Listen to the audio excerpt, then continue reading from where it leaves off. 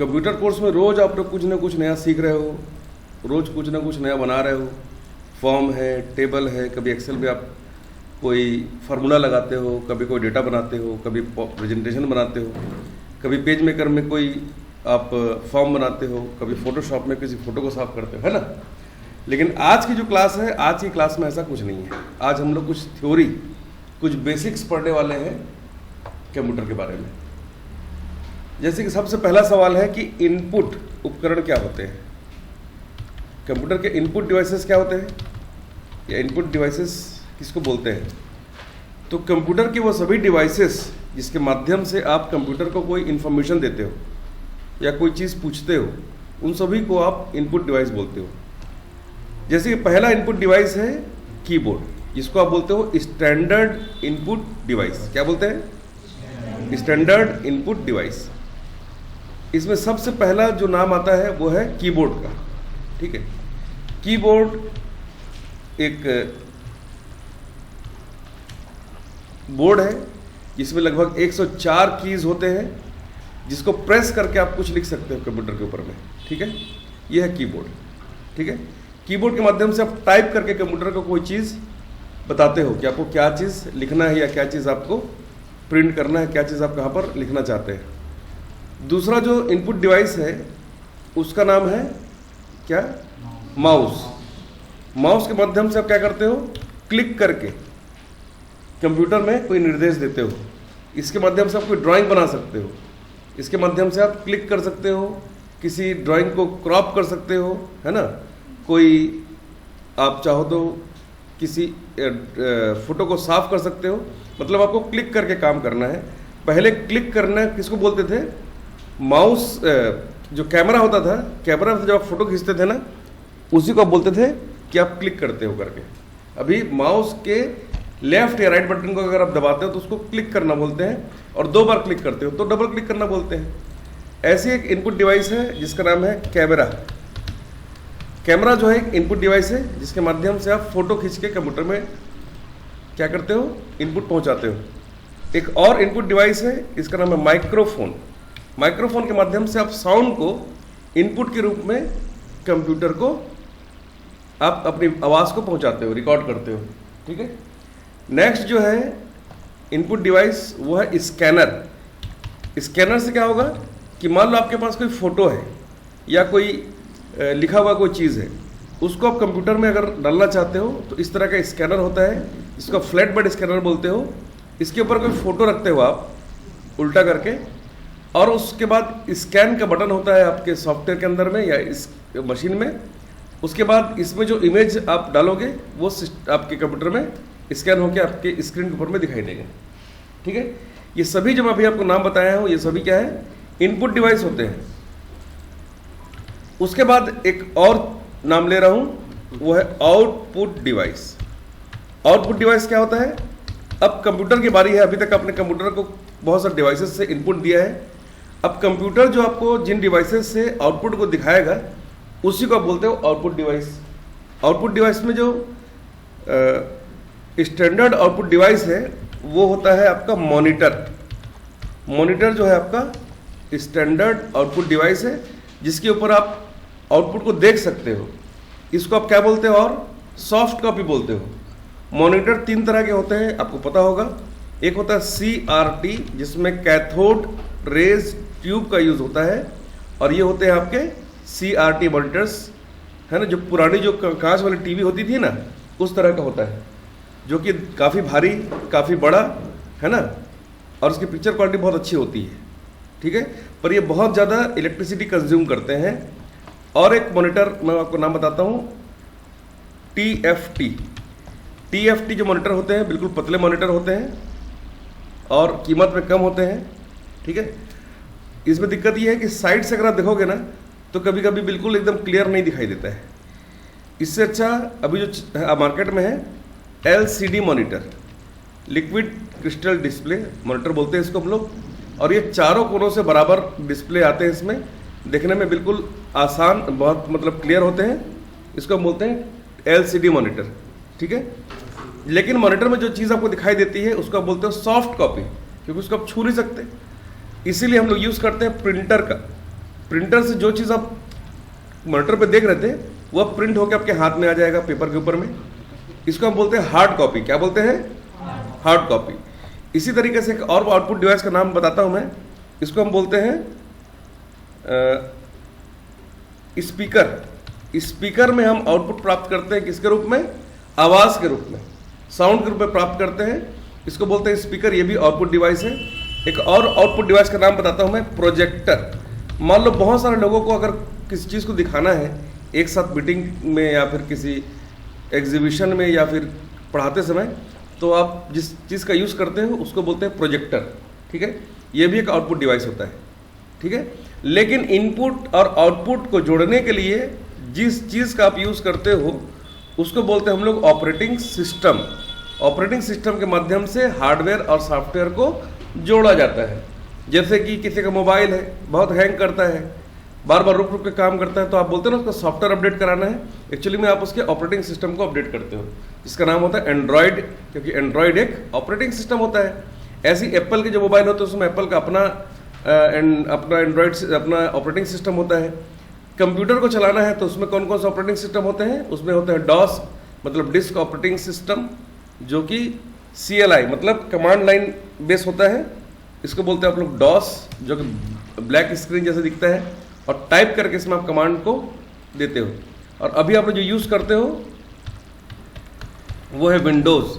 तो विंडोज़ के बहुत सारे ऑपरेटिंग सिस्टम है। विंडोज़ 98 है, 2000 है, XP है, NT है, 2007 है, 2003 है, अभी विंडोज़ 11 भी आ गया है ना। तो ये सारे जो है ऑपरेटिंग सिस्टम है जो कंप्यूटर के सभी जो काम है उसको सुचारू रूप से चलाने में सहायता करते हैं और हार्डवेयर और सॉफ्टवेयर के बीच में एक ब्रिज का काम करते हैं। ठीक है, इसको हम क्या बोलते हैं? क्या बोलते हैं? इनपुट आउटपुट डिवाइस और ऑपरेटिंग सिस्टम। ठीक है, अब जो कंप्यूटर की मेमोरी है इसके बारे में अब जानो। कंप्यूटर में दो तरह की मेमोरी होती है। ठीक है, ठीक है, तो एक होता है प्राइमरी मेमोरी, एक होता है सेकेंडरी मेमोरी। ठीक है, प्राइमरी मेमोरी क्या क्या जाते हैं? इसमें आता है आपका जैसे कि रैम होता है। ठीक है ना, मतलब रैंडम एक्सेस मेमोरी, इसका बोलते हो रैम। और रैम में क्या होता है? रैम का फुल फॉर्म क्या होता है? Random access memory. ठीक है, मतलब एक ऐसी मेमोरी जो बहुत फास्ट है, रेंडमली काम करते, कहीं से भी कोई चीज़ उससे आप पूछोगे तो वो मेमोरी में फटाफट आपको बता देगी कि ये कहाँ पर है। Random access memory. ठीक है, इसको बोलते हैं रैम। और एक होता है आपका सेकेंडरी मेमोरी, जिसके अंदर आता है क्या क्या चीज़? जिसमें आता है आपका हार्ड डिस्क,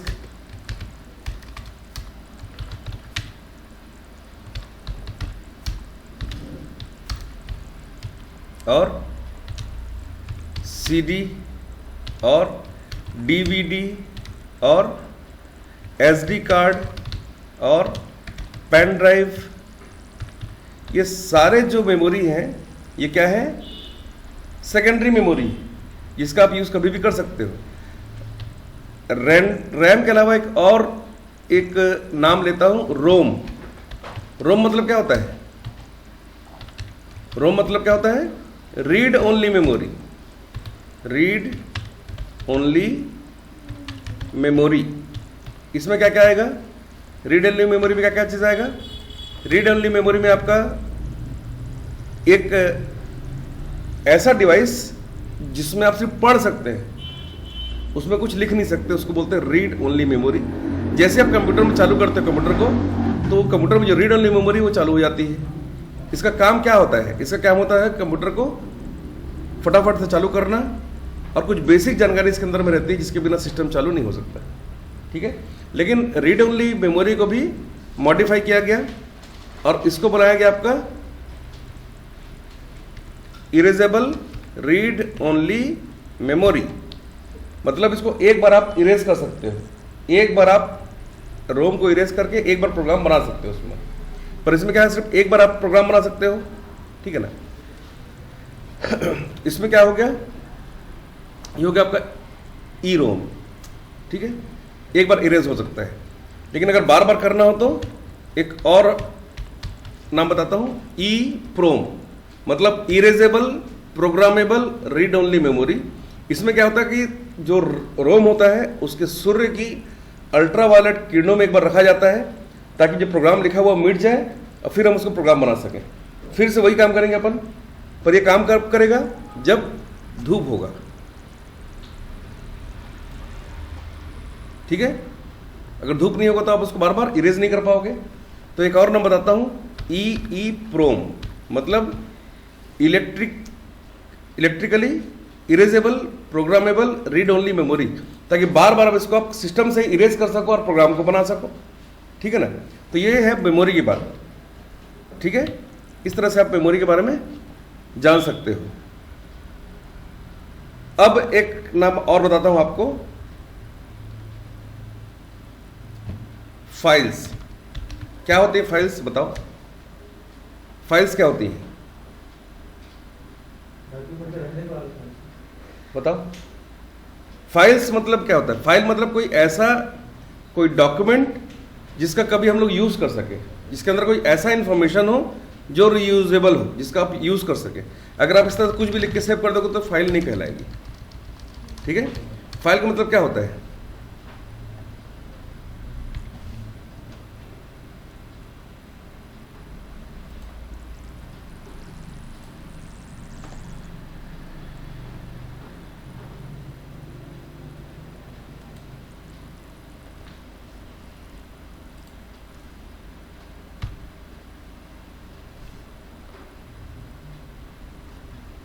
जैसे कि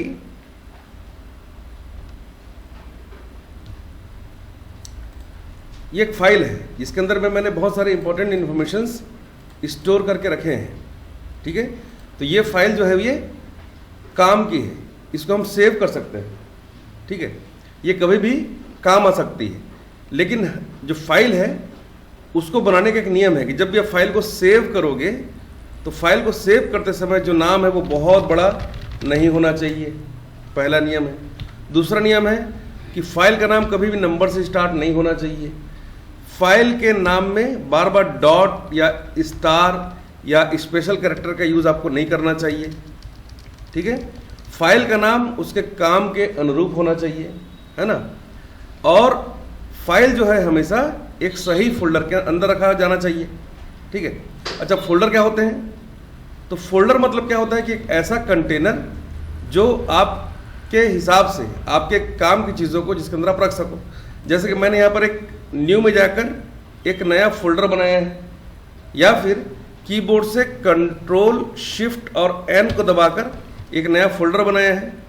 इस फोल्डर को राइट क्लिक करके रीनेम में क्लिक करने के बाद इसका एक नाम दे दिया, जैसे कि ओम फाइल्स एंड फोल्डर्स, ये मैंने बना दिया। ये ओम के लिए है और यहाँ पर मैंने देखा खाली है, पूरा ये खाली है ना, तो यहाँ पर फिर एक नया फोल्डर मैंने बनाया, ये है वर्ड के लिए। फिर एक नया फोल्डर बनाया एक्सेल के लिए और एक नया फोल्डर बनाया पीपीटी के लिए। इस तरीके से आप अपने मन के हिसाब से, अपने ज़रूरत के हिसाब से फोल्डर का निर्माण कर सकते हो और फोल्डर के अंदर फाइल को रख सकते हो। समझ गए आप लोग? इस तरीके से अपन इसका यूज़ कर सकते हैं। ठीक है, यहाँ तक आप लोग समझ में आया? तो ये वो जानकारी है जिसके बारे में आपको नॉलेज होना चाहिए, आपको पता होना चाहिए, है ना। हमने एक चीज़ और पढ़ा था, क्या? इंटरनेट के बारे में। क्या होता है इंटरनेट? बताओ। इंटरनेट को बोलते हैं हम लोग नेटवर्क ऑफ नेटवर्क्स, मतलब जितने भी नेटवर्क होते हैं उनमें से जो सबसे बड़ा नेटवर्क होता है जिसमें सारे कंप्यूटर, लैन, वैन, मैन सभी को आपस में जोड़ा जाता है और हम सभी एक साथ काम कर सके पूरे ब्रह्मांड में जुड़कर, उसी को बोलते हैं इंटरनेट। इंटरनेट का मतलब क्या होता है? इंटरनेट में इंटर का मतलब होता है क्या? इंटरनेशनल, और नेट का मतलब होता है नेटवर्क या जाल, है ना। जब हम सब लोग मिलके एक साथ काम कर पाएंगे जिस सिस्टम में, उसी को बोलते हैं हम लोग इंटरनेशनल नेटवर्क या इंटरनेट। लेकिन इंटरनेट को यूज़ करने के लिए जिस चीज़ की ज़रूरत पड़ती है वो होता है इंटरनेट सर्विस प्रोवाइडर, ISP। ये ISP जियो हो सकता है, एयरटेल हो सकता है, और आपका कोई और कंपनी हो सकती है, BSNL हो सकता है, रेलटेल हो सकता है। तो जो भी आपको सर्विस प्रोवाइड करता है इंटरनेट की, उसी को हम बोलते हैं इंटरनेट सर्विस प्रोवाइडर। और जब इंटरनेट की बात कर ही रहे हैं तो आप ये भी जान लो कि वेबसाइट क्या होता है। क्या होता है website? Website, what is website? Website क्या होता है? तो वेबसाइट के बारे में आप जान लो कि a set of related web pages located under single domain name typically produced by single person or organization is called website।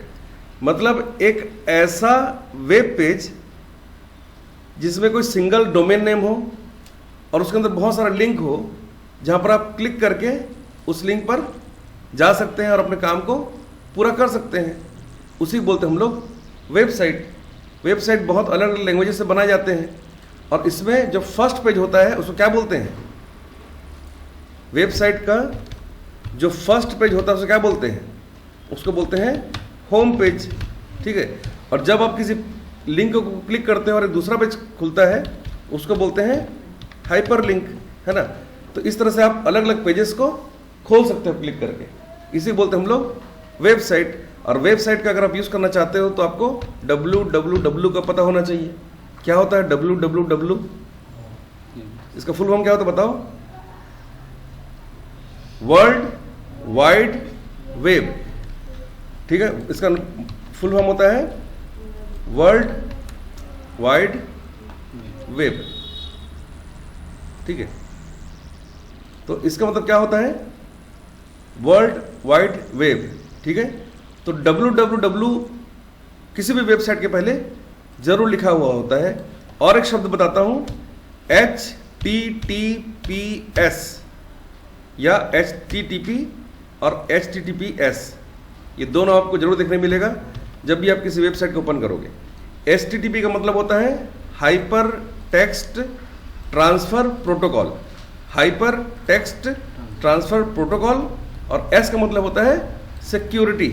तो जिन वेबसाइट्स के शुरू में HTTPS जैसे गूगल में लिखा होता है, मतलब ये सिक्योर है, इस तरीके से।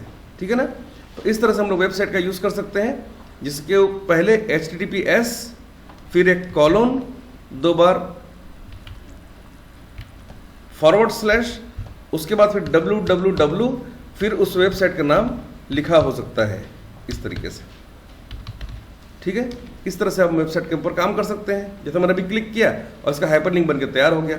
अगर इसमें क्लिक करूंगा तो अभी google.com यहीं से ओपन हो सकता है। ठीक है, इस तरीके से हम जान सकते हैं कि वेबसाइट क्या होते हैं। ठीक है, और वेबसाइट में अगर आप काम करते हो तो आपको थोड़ा साइबर लॉ के बारे में भी पता होना चाहिए, कि आपको कुछ नियम जानना चाहिए अगर आप इंटरनेट में वेबसाइट्स यूज़ करते हैं तो। ठीक है, साइबर लॉ के अंदर बहुत सारी चीज़ें हैं जिसका पता आप लोगों को होना चाहिए। कुछ लीगल रेगुलेशंस हैं, है ना, कुछ फ्रेमवर्क्स हैं जो डिजिटल एक्टिविटीज़ को नियंत्रित करती हैं, है ना। तो इसके बारे में अगर आपको जानना है तो इंटरनेट में बहुत सारी वेबसाइट्स हैं, इसके बारे में आप हिंदी या इंग्लिश में साइबर लॉ के बारे में जान सकते हैं। इससे क्या क्या फ़ायदे हो सकते हैं। अभी तो आपको पता ही होगा कि अलग अलग तरह के लोग अलग अलग की वेबसाइट्स में हैकिंग लोग कर लेते हैं, आइडेंटिटी चुरा लेते हैं, है ना, और उसके बाद फिर आपसे पैसे की डिमांड करते हैं। अभी जैसे चल रहा है क्या, डिजिटल अरेस्ट, जिसमें लोगों को डिजिटली अरेस्ट किया जा रहा है और उनसे पैसे छीन लिए जाते हैं। तो इसके बारे में आपको जरूर नॉलेज होना चाहिए। ठीक है, अब 2 शब्द और मैं आपको बताता हूँ जिसके बारे में आपको जरूर पता होना चाहिए। पहला है वेब सर्वर। क्या होता है वेब सर्वर? बताओ क्या होता है वेब सर्वर? और वेब ब्राउजर क्या होता है बताओ? वेब सर्वर वो जो आपको सर्विस देता है, जैसे कि गूगल एक सर्वर है। ठीक है ना। गूगल एक्चुअली क्या है? गूगल जो है वो गूगल का खुद का सर्वर है, और गूगल जो है एक सर्च इंजन है। ठीक है, तो जब भी हम किसी सर्विस की डिमांड करते हैं, कोई भी चीज़ पूछते हैं गूगल से, तो तुरंत वो जवाब जो देता है तो गूगल सर्वर को रिक्वेस्ट करता है, तब हमको वो जवाब मिल जाता है। लेकिन हम गूगल को चलाएंगे किस में? तो इंटरनेट में जो हम जिसमें हम गूगल को चलाएंगे, जिस चीज़ में चलाएंगे उसी का नाम है वेब ब्राउज़र। वेब ब्राउज़र का नाम बताओ फटाफट। चलो भाई, 3 वेब ब्राउज़र का नाम बताओ। Very good. पहला नाम है क्रोम, ये एक वेब ब्राउज़र है। और बताओ। नहीं नहीं, गूगल कुछ नहीं है, गूगल का ही प्रोडक्ट है ये क्रोम। यूसी ब्राउज़र, वाह, ब्राउज़र। हाँ, माइक्रोसॉफ्ट एज, ठीक है, माइक्रोसॉफ्ट एज। और इंटरनेट एक्सप्लोरर, ठीक है, इंटरनेट एक्सप्लोरर।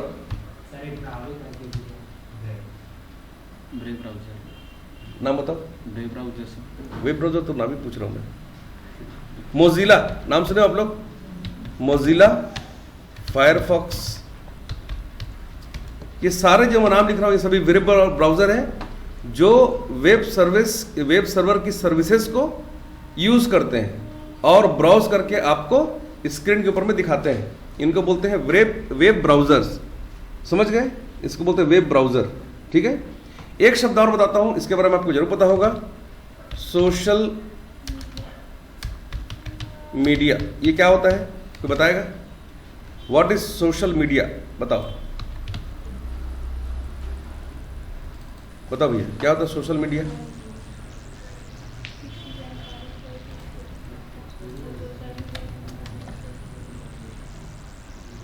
क्या होता है? देखो यहाँ पर एक इसका परिभाषा लिखा हुआ है, पढ़ के देखते हैं। Social media are interactive technologies that facilitate the creation, sharing and aggregation of content amongst virtual communities and network. मतलब सोशल मीडिया एक तरह का टेक्नोलॉजी है जिसके माध्यम से हम नई नई चीज़ें बना भी सकते हैं, शेयर भी कर सकते हैं अपने कंटेंट को, ठीक है ना। कुछ नाम बताओ तो मैं समझ पाऊँ। इंस्टाग्राम, वाह क्या नाम लियो, इंस्टाग्राम। इंस्टाग्राम एक सोशल मीडिया प्लेटफॉर्म है जिसमें हम सभी आपस में क्या कर सकते हैं, बातें कर सकते हैं, अपने जो हाँ भाईचारा बढ़ा सकते हैं। अच्छा, ऐसा भी है, ठीक है। इंस्टाग्राम में अपने फोटोज़ भी शेयर करते हैं और वीडियोज़ भी शेयर करते हैं, ठीक है, इंस्टाग्राम, ठीक है। ये एक सोशल मीडिया है। और एक नाम लेता हूँ यूट्यूब। इसमें लेकिन आप फोटो नहीं भेज सकते, वीडियोस शेयर कर सकते हैं, देख भी सकते हैं। और फेसबुक, हाँ फेसबुक भी एक सोशल मीडिया प्लेटफॉर्म है। और ट्विटर है। और टेलीग्राम, सबको पता ही है आप लोग को। ये सभी जो सोशल मीडिया प्लेटफॉर्म्स हैं जिसके माध्यम से हम लोग अपने विचार शेयर कर सकते हैं और दूसरे विचारों पर सहमति प्रदान कर सकते हैं, उनको देख सकते हैं, उनको लाइक शेयर कर सकते हैं, इस तरीके से। व्हाट्सएप भी इसमें आएगा, बिल्कुल आएगा, ठीक है। इसके माध्यम से भी हम लोग क्या करते हैं, व्हाट्सएप से ज़्यादा चलता है, इजी भी है, फ्री भी है। ये सभी फ्री हैं, इसमें पैसे नहीं मिलते, पैसे नहीं लगते आपको, बल्कि इसमें कुछ ऐसे भी हैं जिससे आपको पैसा कमा भी सकते हो। जैसे यूट्यूब में आप अपने वीडियो बहुत सारे डालेंगे तो आपको उसके लाइक और सब्सक्राइब के बाद फिर आपको उसके पैसे भी मिल सकते हैं, ठीक है ना, इस तरीके से, ठीक है ना। तो आज हम लोगों ने इसके बारे में कुछ बेसिक जानकारी प्राप्त की कंप्यूटर के बारे में, ठीक है, कि इनपुट डिवाइस, आउटपुट डिवाइस और ऑपरेटिंग सिस्टम क्या होते हैं, रैम और रोम क्या होते हैं, इंटरनेट क्या होता है, आईएसपी क्या होता है, वेबसाइट क्या होता है, होम पेज क्या होते हैं, है ना। और थोड़ा बहुत इंटरनेट के बारे में जाना है ना। आप लोग और मेहनत करिए और इस बेसिक जानकारी को आपको जरूर अपने पास, बेसिक जानकारी को बढ़ाना चाहिए। ये आपको लिखने, कहीं जैसे आपको एग्जाम वगैरह होते हैं तो वहाँ पर आपको बहुत काम आएंगे, है ना। बाकी तो आप लोग प्रैक्टिकल रोज ही करते हैं, पर आपको कंप्यूटर का ये बेसिक जानकारी पता होना ही चाहिए। किसी भी एग्ज़ाम में ये वो चीज़ें हैं जो अक्सर पूछे जाते हैं, ठीक है।